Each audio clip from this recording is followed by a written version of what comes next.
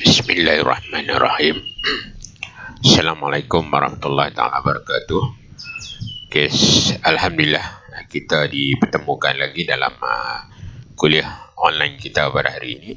Okay, kita masih lagi dibagi semangat untuk terus meneruskan perjuangan kita dalam menuntut ilmu walaupun secara di atas talian seperti yang kita lakukan sekarang inilah.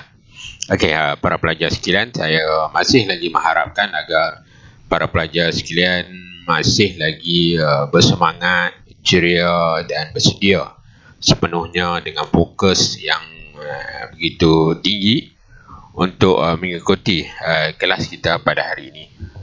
Okey, kelas kita pada hari ini kita akan masuk pula kepada LA yang ketiga. LA pertama, LA 2 kita dah selesaikan, iaitu antara slot 1 hingga slot yang ke-6. Hari ini masuk slot yang ke-7, iaitu berkaitan dengan LE3, iaitu tentukan nombor mesin. Okey. Kalau berdasarkan pada tajuk ataupun task kita pada hari ini, menentukan nombor mesin bukanlah bermaksud kita melihat nombor pada mesin itu, nombor 1, nombor 2, nombor 3, tetapi sebenarnya menentukan nombor mesin ini adalah menentukan yang mana satu mesin yang menentukan ataupun yang digambarkan melalui ciri-ciri atau melalui spesifikasi yang telah ditentukan. Okey, untuk hari ini kita ada 4 lagi task ataupun tugasan yang kita ikuti, iaitu yang pertamanya adalah berkaitan dengan layout mesin. Okey. Yang kedua adalah jenis-jenis kefungsian unit pengapitan. Yang ketiganya adalah orientasi mesin. Keempat, jenis unit pengapitan. Ya, itu adalah 4 task kita pada hari ini. Jadi untuk slot ke-7 ni saya pecahkan kepada 2 video penerangan, sebab saya tak nak satu video penerangan tu terlalu panjang, melebihi daripada 45 minit lah. Okay. Jadi saya pisahkan kepada 2 video penerangan supaya tumpuan para pelajar semua tak terjejas lah. Sekiranya video itu terlampau panjang, mungkin akan menjejaskan tumpuan para pelajar semua. Jadi saya harap para pelajar sekalian boleh memberi perhatian sepenuhnya terhadap penerangan yang saya akan buat dalam video pada kali ini. Okey, yang pertama kita akan lihat dulu berkaitan dengan layout mesin. Okey, di mana layout mesin adalah sebenarnya kalau ikut dari segi perkataan itu sendirilah, layout mesin ni adalah sebenarnya adalah menentu kedudukan. Menentu kedudukan mesin tu, reka letaknya di mana, susunan dan sebagainya. Itu yang dimaksudkan dengan layout mesin. Mana mesin-mesin yang kita ada di dalam bengkel ataupun di dalam industri perlulah disusun atau perlulah diletak mengikut ketentuan yang ditentukan oleh pihak pengurusan lah, ditentukan oleh pihak yang bertanggungjawab dalam menentukan susun atur mesin tersebut.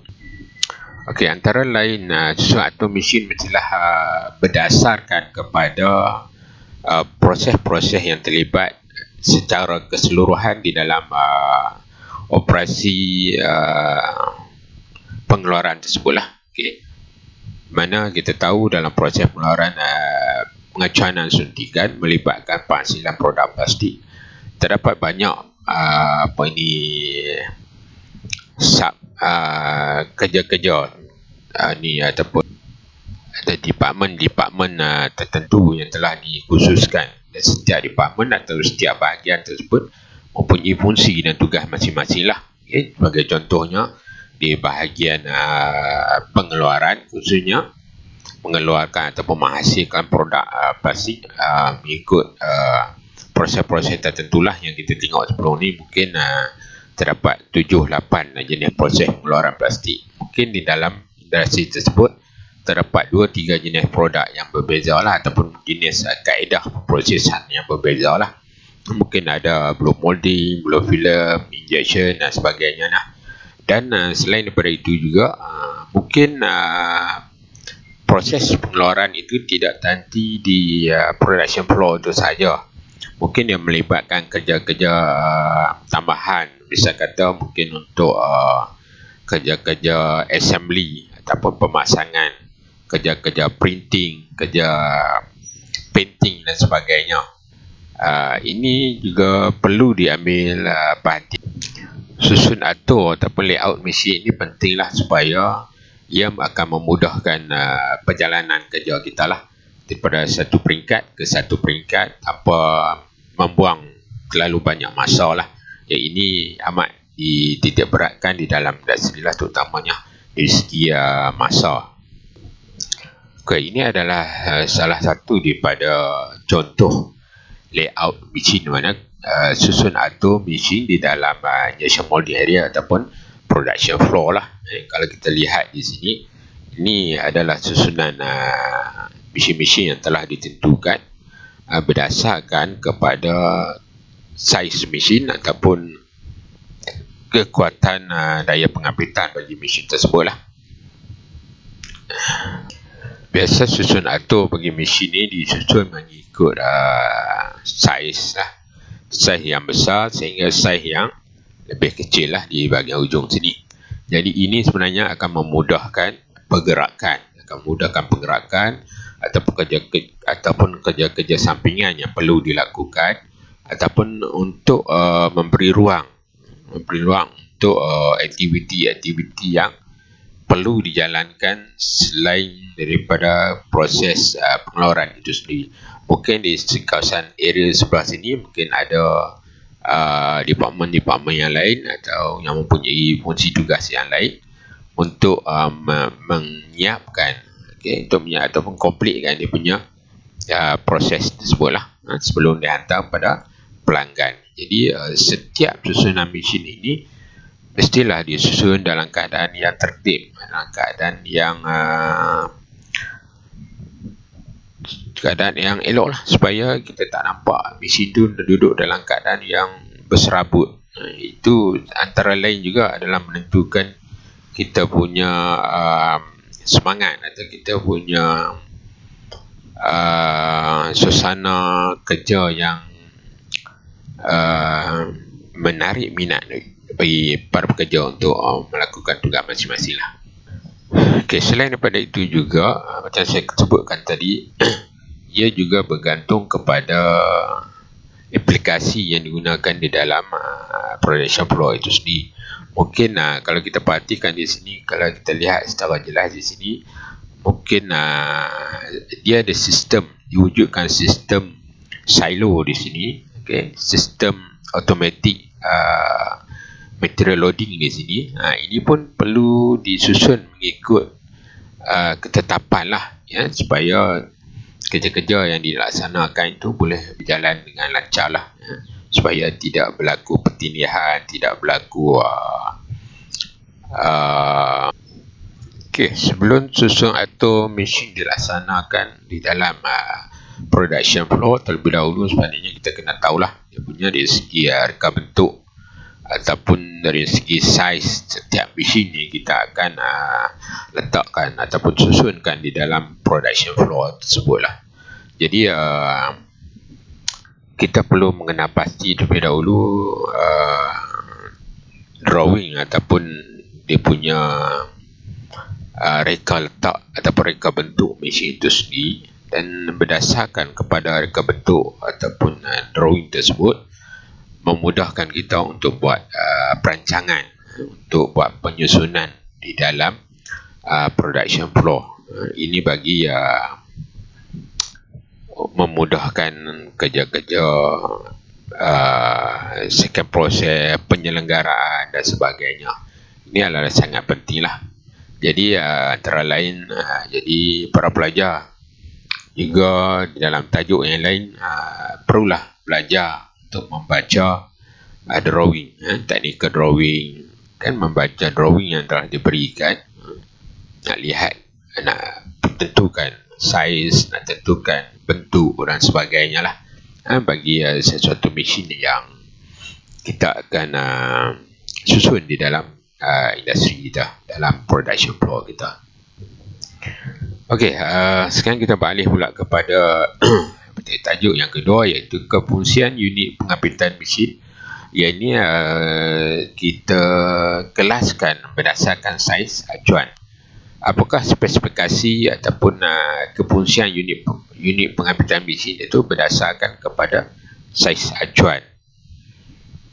Apakah dia punya constraint ataupun halangan-halangan ataupun apa-apa bentuk kerumitan yang mungkin berlaku terhadap fungsi pengampitan berdasarkan saiz acuan.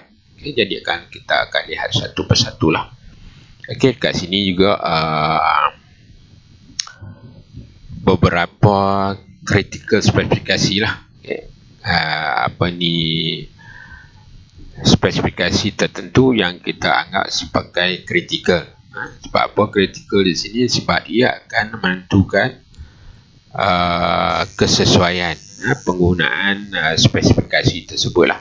Sekiranya kita gagal untuk menentukan kesesuaian acuan berdasarkan kepada critical spesifikasi ini, jadi kemungkinan perjalanan proses kita akan terganggu lah. Sama ada dari segi proses-proses awal seperti pemasangan acuan,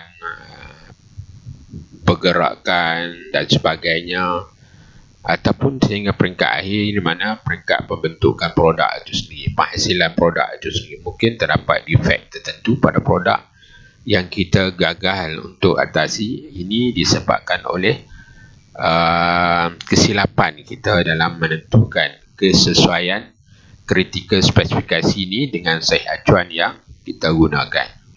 Okey, di sini saya akan sentuh dua spek yang saya anggap sebagai spek yang utama lah, yang berkaitan dengan saiz acuan yang kita perlu tangani ataupun kita perlu kena pasti, okay, dan tentukan kesesuaiannya lah. Okey, yang pertama adalah clamping force ataupun tekanan pengampitan. Sebab tekanan pengampitan secara tidak langsungnya adalah berdasarkan kepada saiz acuan. Sekiranya saiz acuan besar, bermaksud produk yang kita hasilkan ataupun sebelum ni kita dah bincang berkaitan dengan projection area. Okay. Projection area bagi satu acuan yang besar kecil, projection area secara tidak langsungnya juga akan kecil. Begitu juga sebaliknya. Okey, yang kedua adalah space between tie bar, di mana space between tie bar ni juga mempunyai kaitan langsung dengan saiz acuan. Sebab kita pun dah tengok di dalam slide yang terdahulu daripada ini, yang kita bincangkan berkaitan dengan saiz acuan yang sesuai, di mana kalau kita lihat kita dah bincangkan dululah. Tapi mungkin hari ini kita tengok sekali lagi lah yang berkaitan dengan space between tie bar ni. Okay, di mana kita faham bahawa saiz acuan kalau kita banding dengan saiz platen, jarak di antara tie bar ataupun space between tie bar ni antara julat yang dibenarkan, perbandingan antara acuan dengan platen tadi adalah acuan perlu memenuhi lebih kurang 66 hingga 88% dari keluasan space between tie bar tersebut. Jadi ini yang kita akan tengok lebih lanjut hari ini, apakah akan berlaku, apakah kesan terhadap ketidakpatuhan kepada kedua-dua aspek ataupun kedua-dua spesifikasi yang kritikal ini. Okey, untuk clamping force, kita akan tengok bagaimanakah yang dikatakan bahawa spesifikasi kritikal ini ditentukan berdasarkan kepada saiz acuan. Kaitan di antara spesifikasi kritikal ini dengan saiz acuan. bagaimana sekiranya kita menggunakan acuan yang besar melebihi daripada hadnya, dan bagaimana pula kalau kita gunakan acuan yang kecil melebihi daripada hadnya yang berkaitan dengan clamping force. Okay. Jadi kita lihat satu persatu dari segi pengiraan. Kita dah bincangkan dalam slot yang terdahulu. Jadi saya harap para pelajar masih lagi ingat macam mana kaedah pengiraan yang kita buat dalam slot yang ke-6 yang baru lepas. Okay. Kaedah untuk kita buat pengiraan untuk clamping force. Okay, jadi untuk kali ini kita akan tengok ada segi perbandingan lah. Perbandingan sesuatu mesin yang mempunyai clamping tonnage ataupun kekuatan pengapitan tertentu, kita bandingkan dengan saiz acuan, sama ada saiz acuan itu besar ataupun saiz acuan itu kecil. Apakah kesan-kesan yang kita akan dapati daripada pemilihan tersebut. Okay, jadi kita lihat di sini sebagai satu contoh. Di bahagian sini ada saya paparkan sebagai satu contoh. Katakan kita ada sebuah mesin injection molding yang mempunyai kekuatan pengapitan maksimum 30 tan. Okay. Dengan menggunakan kekuatan maksimum 30 tan, sebuah mesin kita buat pemasangan acuan. Bagaimanakah sekiranya acuan yang kita pasang tersebut memerlukan kekuatan clamping yang tinggi, melebihi daripada 30 tan. Apakah yang terjadi? Sebagaimana yang kita tahu, kekuatan ataupun clamping force, tekanan pengapitan yang ada pada mesin kita ini berfungsi, salah satunya adalah untuk menahan tekanan suntikan yang datang daripada bahagian injection sini. Bahagian clamping daripada bahagian sebelah kiri, dia ada kekuatan clamping tertentu. Okay. Begitu juga dengan datang di sebelah kanan ini adalah kekuatan suntikan. Okay. Kekuatan suntikan mestilah kurang daripada kekuatan clamping. Dan bagaimana pula sekiranya kita menggunakan acuan yang besar, di mana kita tahu acuan yang besar biasanya mempunyai projection area yang tinggi, projection area yang besar. A ni adalah projection area. Jadi kita lihat itu dalam slot ke-6 ni kita dah buat perkiraan. Kita dapati bila A ni besar, projection area dia besar, maka besarlah keperluan clamping force untuk acuan tersebut. Jadi sekiranya acuan yang kita gunakan memerlukan kekuatan clamping yang lebih tinggi daripada nilai maksimum mesin yang kita gunakan, kesannya kita akan lihatlah pada produk. Okay, atau produk. Okay, antara kesan yang kita boleh dapati pada produk adalah kesan flashing ataupun lebihan yang terdapat di produk tersebut lah, terutama di kawasan parting line atau di kawasan pemisah di antara koplet dengan cavity plate. Okay, jadi kenapa kesan ini berlaku? Kenapa berlakunya flashing daripada produk tersebut? Okay, berbalik kita kepada kekuatan clamping tadi. Sekiranya kekuatan clamping maksimum pada mesin adalah 30 tan, dan apabila kita menggunakan mold yang besar dan kekuatan clamping yang diperlukan oleh acuan tersebut lebih tinggi daripada 30 tan, contohnya mungkin 40 tan keperluan untuk acuan, tetapi maksimum clamping force yang boleh dibagi oleh mesin hanyalah 30 tan. Jadi apakah yang berlaku adalah semasa proses suntikan berlaku, tekanan suntikan di sini akan menyebabkan tekanan di dalam rongga acuan itu boleh mencapai hingga 40 tan tekanan. Manakala tekanan yang menahan acuan daripada belakang, iaitu tekanan clamping force tersebut cuma 30 tan.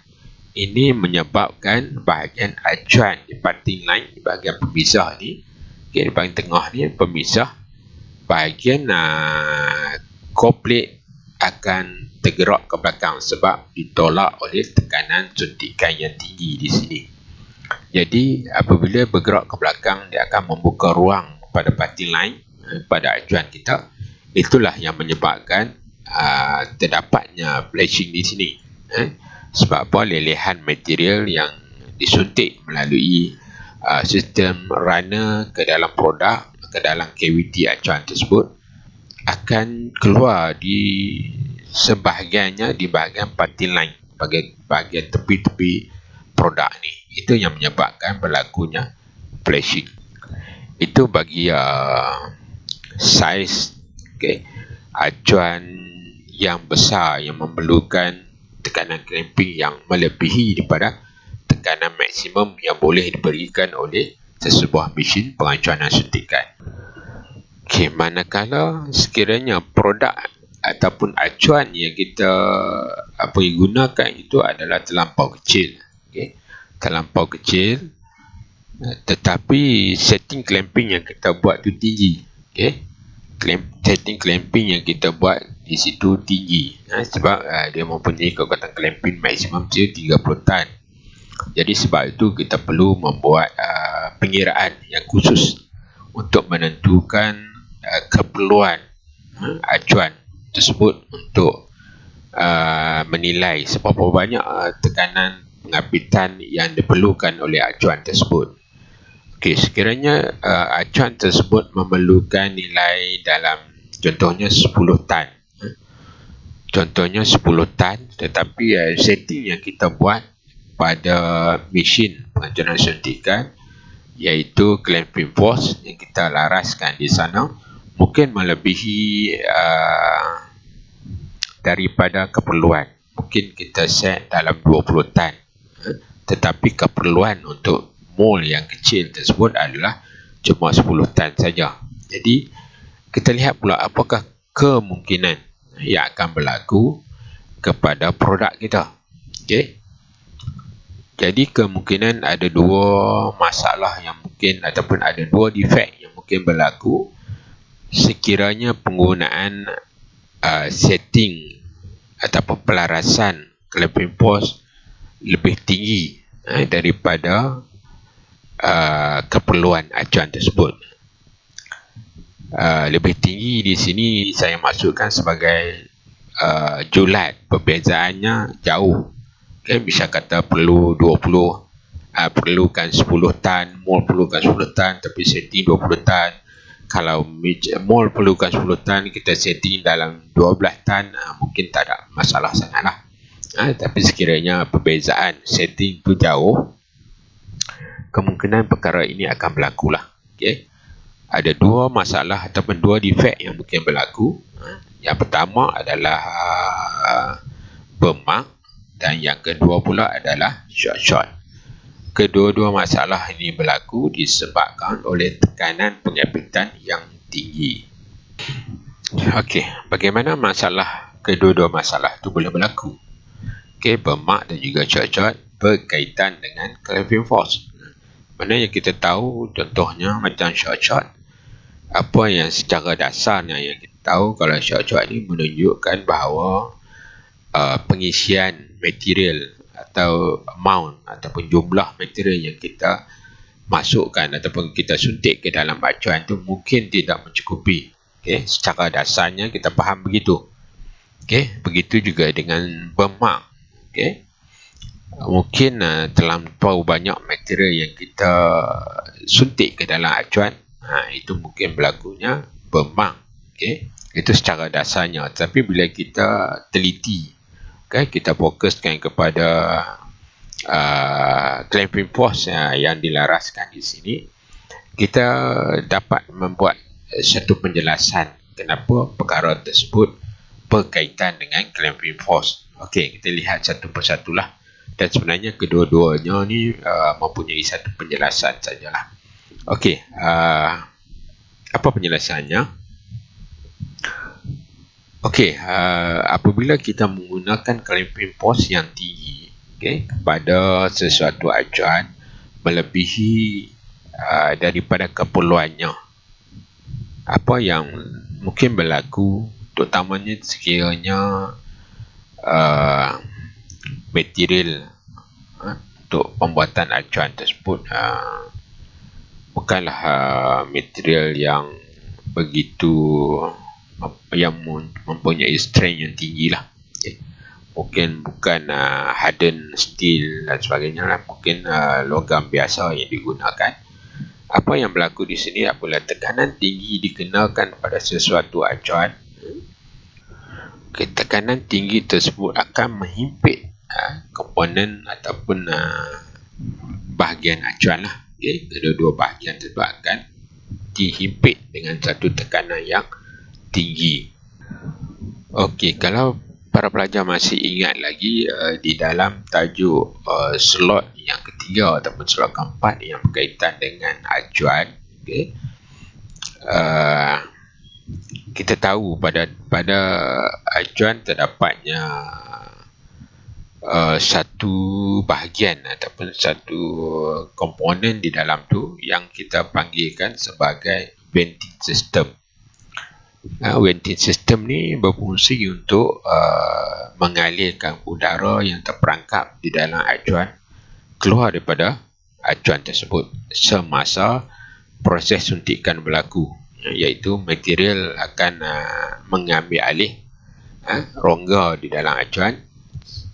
Pada ketika yang sama, udara yang ada di dalam acuan pada ketika tersebut perlulah memberi ruang, perlulah keluar daripada rongga kaviti acuan untuk memberi laluan kepada leburan material yang disuntik masuk ke dalam acuan. Okey, jadi sekiranya kita menggunakan clamping force yang terlampau tinggi, macam saya katakan tadi, akan memberi satu impact atau kesan himpikan yang tinggi pada pattern acuan. Ini kemungkinan akan menyebabkan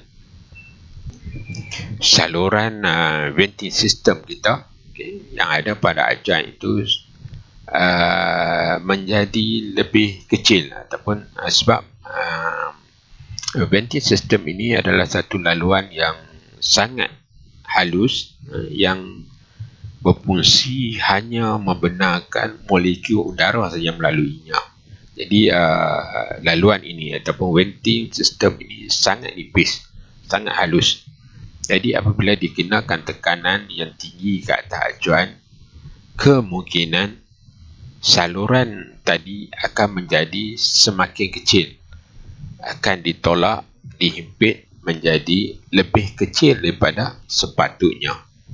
Jadi apabila keadaan itu berlaku, maka molekul-molekul udara yang terperangkap di dalam rongga acuan pada peringkat permulaan tadi, apabila diasak oleh molekul ataupun rantaian polimer ataupun leburan yang disuntik masuk ke dalam acuan tersebut, memaksa udara tersebut untuk keluar. Tetapi oleh kerana ruang yang ditinggalkan pada venting line menjadi semakin kecil, disebabkan himpitan yang tinggi daripada clamping force yang kita laraskan, menyebabkan molekul udara juga gagal untuk melalui venting system tersebut.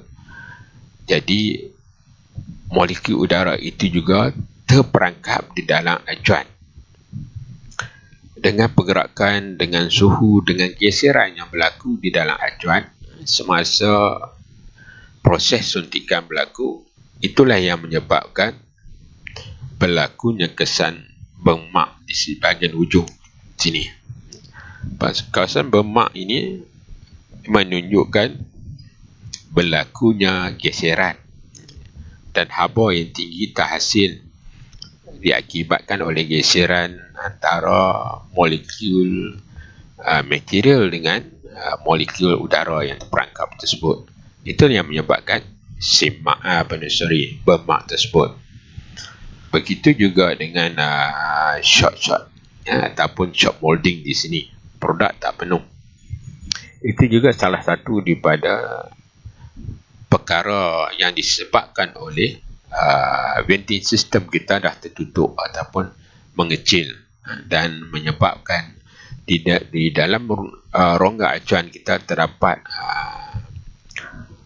amount ataupun sejumlah kuantiti udara yang dimanfaatkan di dalam tu dan gagal untuk diisi oleh leburan plastik.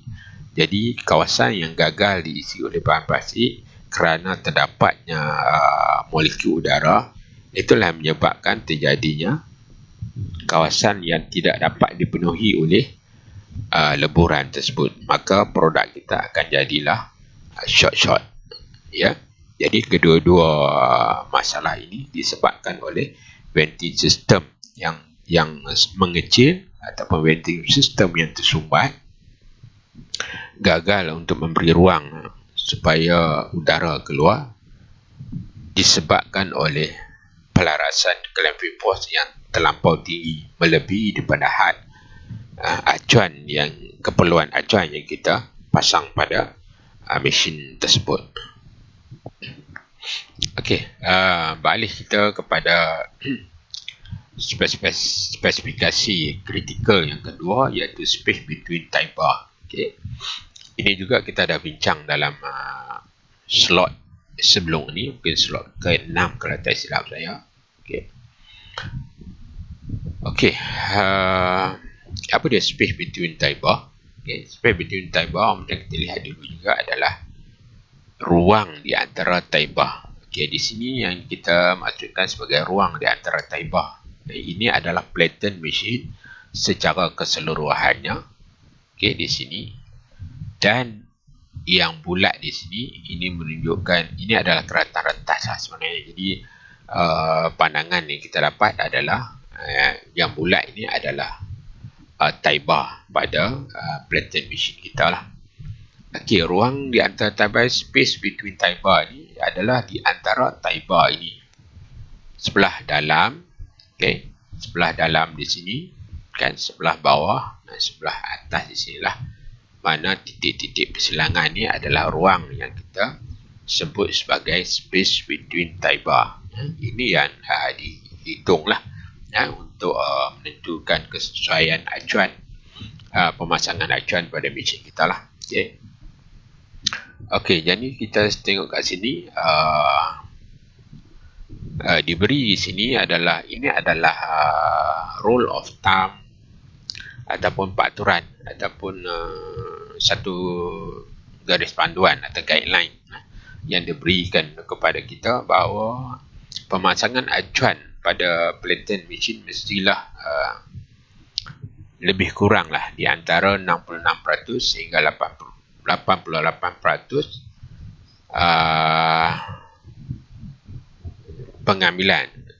pengambilan ruang di antara space between tie bar ni. Okey, maksudnya di sini ruang acuan ini mestilah menguasai lebih kurang 66 hingga 88%, iaitu 2/3 daripada keluasan space between tie bar ni. Okey, itu adalah di segi panduannya. Okey, di segi panduan, kalau kurang sikit ataupun lebih sikit daripada nilai ni tak menjadi masalah sangatlah. Okey, tetapi akan jadi masalah sekiranya ruangnya terlampau besar. Okay, ruang acuan pengambilan pada space between tie bar tu terlampau besar diambil oleh acuan itu ataupun terlampau kecil, ini akan memberi kesan kepada mesin kita terutamanya lah. Okey, kita lihat dulu, sekiranya acuan kita tu terlampau besar, okey, melebihi daripada had 88%, apakah yang mungkin berlaku? Salah satunya adalah di segi kekuatan clamping tadilah, yang perlu kita tentukan terlebih dahulu lah macam mana cukup ataupun tidak, mampu ataupun tidak mesin kita memberi tekanan yang sepatutnya lah masa proses pengacuanan berlaku lah. Yang keduanya adalah kita bimbangi bahawa bila kita menggunakan saiz yang melebihi daripada 88% ini, bermaksud di sini ada mol tu besar lah. Okay?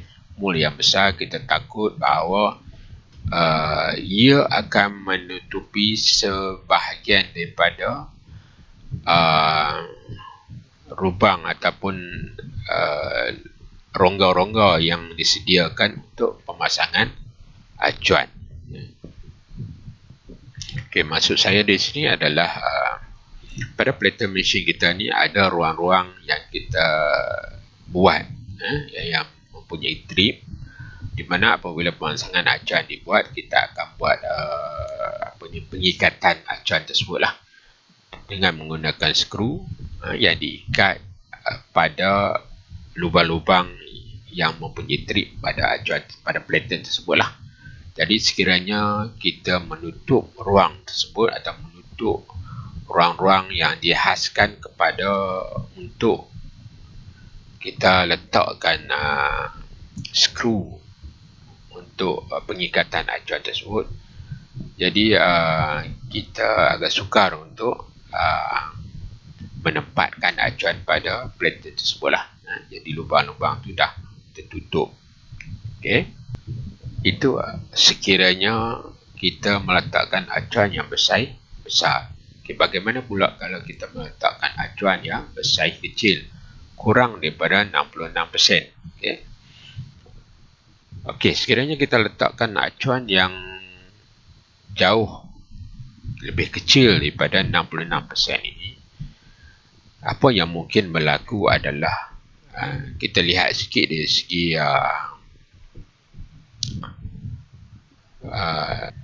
susun letak kedudukan acuan tersebut lah. Okay. Apabila kita menggunakan acuan yang kecil, saiznya begitu kecil di sini, okay, apa yang mungkin berlaku, apa yang kita sebut sebagai platen deflection ataupun pembengkokan pada bahagian platen mesin kita. Jadi kedua-dua jenis mesin, sama ada jenis hidrolik ataupun toggle, akan mendapat kesan daripada penggunaan acuan yang kecil. Pada ini menunjukkan ketidaksesuaian pemilihan mesin kita berdasarkan pada acuan kita. Okey, kita lihat sikit tentang apa yang kita katakan sebagai platen deflection tersebut lah. Okey, untuk kedua-dua jenis sistem yang saya katakan tadi, kita lihat dulu satu persatu. Okey, sekiranya sistem jenis hidrolik, okey, platen deflection biasanya berlaku di feed platen di sini. Feed platen di sini bermaksud platen tetap. Platen tetap di sini kemungkinan boleh membengkok. Okey. Tetapi untuk wiper platen mungkin tidak mendatangkan masalah yang banyak lah. Okay. Yang akan terkesan hanya pada feed platen. Okay. Kenapa terjadi begitu? Ini disebabkan oleh tolakan daripada sistem pengapitan kita dengan menggunakan hidrolik silinder ni. Okay. Menggunakan hidrolik silinder ni, daya tolakannya tertumpu di bahagian tengah di sini. Okay. Tertumpu di bahagian tengah, dan oleh kerana di bahagian tengahnya terdapatnya acuan, jadi platen movable platen di sini tidak menerima impact ataupun kesan terhadap tekanan tersebutlah. Walau bagaimanapun, apabila tekanan dikenakan tepat pada mol tersebut, jadi tekanan tersebut akan dipindahkan juga tepat melalui mol kepada feed platen di sini. Jadi kita tahu pada feed platen di sini, pada bahagian tengahnya ada satu ruang yang kosong, di mana dengan tujuan yang terdapatnya apa yang kita panggil sebagai locating hole, tempat di mana kita nak letakkan locating ring semasa pemasangan acuan. Jadi bila mana terdapatnya satu kawasan yang berlubang di sini, sudah pastilah dia mempunyai kekuatan yang lemah di bahagian yang tidak padat di sana ataupun yang kosong di sana. Jadi oleh kerana tekanan tepat pada bahagian lubang tersebut, maka bahagian tersebut akan berkemungkinan untuk melengkung, ditolak oleh daya yang dikenakan oleh tekanan pengambitan yang tinggi. Okey, itulah kesannya pada hidrolik bagi khususnya untuk feed platen pada mesin hidrolik. Okey, bagaimana pula pada sistem toggle? Okey, kalau kita lihat dari segi gambar rajah ni, platen deflection berlaku di kedua-dua bahagian. Okey, sama ada movable platen ataupun pada feed platen. Okey, movable platen dan juga feed platen. Okey, kenapa berlaku begitu? Okey, pada feed platen kita dah lihat dari kesan dia sama juga seperti mana pada hidrolik tolakan hidrolik silinder tadi. Kesan dia sama, ya, tapi kita lihat pula pada bahagian movable platen di sini, oleh kerana tekanan yang dikenakan melalui sistem toggle ini, tekanan apabila dikenakan oleh sistem toggle, jadi tekanannya menumpu di bahagian hujung dan juga atas dan juga bawah. Jadi apabila kita menekan di atas dan di bawah dengan tekanan yang tinggi, ini menyebabkan bahagian hujung ni akan tertolak ke dalam. Itulah yang menyebabkan berlakunya lengkungan di sini. Deflect di sini. Deflection di sini berlaku. Okey, itulah terkesan terhadap platen mesin kita disebabkan oleh penggunaan acuan yang terlampau kecil. Okey, bagi acuan yang besar, masalah ini tidak berlaku, ya. Jadi sebab itulah kita kena betul-betul memahami bagaimana kita untuk buat pemilihan mesin yang tepat dengan acuan yang kita gunakan. Ini penting. Tetapi ingin maklumkanlah, okay? Ingin diambil perhatian pada semua pelajar semua. Mungkin secara mata kasar tidaklah terjadi seperti ini, seperti mana yang saya gambarkan di dalam slide ni. Okay? Mungkin lengkungannya ataupun deflection yang berlaku di sini cuma boleh terkesan sekiranya kita buat pengujian menggunakan flat surface dan sebagainya. Kita tak dapatlah nak melihat lengkungan yang terlalu obvious yang macam ni, ya. Ini tak mungkin berlaku lah. Tetapi lengkungan deflection itu masih berlaku, tetapi dengan nilai yang kecil. Kita boleh tentukannya berdasarkan kepada pemeriksaan yang teliti lah. Tapi walau bagaimanapun, walaupun deflection itu kecil, okay, tetapi ia memberi kesan lah kepada proses pengacanan kita, terutama pada nilai clamping force yang dikenakan kepada mol kita, acuan yang kita gunakan. Okey, boleh kita pula pada satu lagi istilah yang kita gunakan. Ini juga menentukan kesesuaian saiz acuan berdasarkan kepada sesuatu mesin, iaitu mole height. Mole height di sini adalah di mana. Okey, selanjutnya daylight. Istilah yang kita gunakan adalah merupakan jarak antara bukaan maksimum antara kedua-dua belah acuan. Biasanya jarak bagi daylight ialah 2 kali ketebalan produk pada acuan dicampur dengan panjang sprue. Ini pun kita dah tengok dah dulu dalam slide terdahulu, di mana daylight dikira di antara core plate acuan dengan cavity plate acuan, jarak pemisah semasa acuan membuka, dan jarak pemisah yang jarak daylight yang paling sesuai dipanggil sebagai mole open optimum adalah berdasarkan pada pengiraan 2 kali ketebalan produk campur dengan panjang sprue. Okey, ini gambaran yang lebih jelas apa yang kita bincangkan tadi, mole height dan juga daylight. Mole height adalah dikira ketebalan acuan. Ini movable plate, core plate, ini adalah cavity plate. Kita campur core plate dengan cavity plate, itu yang ditentukan sebagai mole height. Manakala daylight pula adalah jarak di antara cavity plate dengan core plate semasa dia membuka. Okey, semasa dia membuka. Okey, beralih pula kita kepada tajuk horizontal dan vertical machine. Okay, dua jenis machine yang obviously berbeza dari segi susun atur kedudukannya. Okay, di mana pemilihan sama ada menggunakan horizontal ataupun vertical machine. Okay, mesin yang mendatar ataupun mesin yang menegak, biasanya key point dia adalah bergantung kepada jenis produk yang kita hasilkan, juga proses yang akan dihasilkan lah. Terutama sekali yang melibatkan insert molding, melibatkan stamping dan sebagainya. Okay. Ini perlu kita teliti dan tentukan buat pemilihan yang sewajarnya mesin jenis yang mana satu yang kita perlu gunakan. Okay. Ini adalah mesin horizontal. Okay. Ini adalah mesin vertical. Okay. Okey, kita lihat sikit advantage dan disadvantage bagi kedua-dua jenis mesin. Yang pertama ni adalah mesin vertical type injection molding machine, mana antara kelebihannya adalah sangat sesuai untuk insert molding.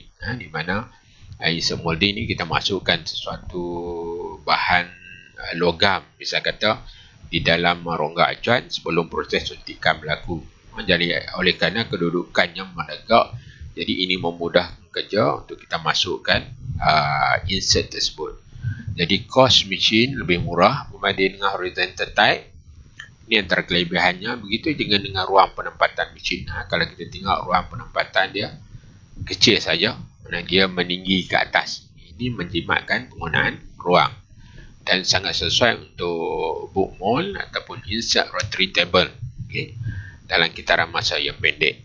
Ini mungkin kita akan lihat apa yang dimaksudkan insert rotary table dan sebagainya dalam modul-modul yang lain lah. Okay. Modul ni saya tak nak bincangkan secara panjang lebar tentang tajuk ni lah. Okay. Seterusnya adalah mempunyai perancangan yang smooth production, cekap dan follow daya gravity lah, sebab tarikan ke bawah lah, gravity tarikan ke bawah. Dan antara kelemahannya pula dia tak sesuai untuk mass production dan tidak begitu sesuai untuk production secara automatik, kurang sesuai untuk produk yang besar. Begitu juga tahap kecekapan terhadap insert molding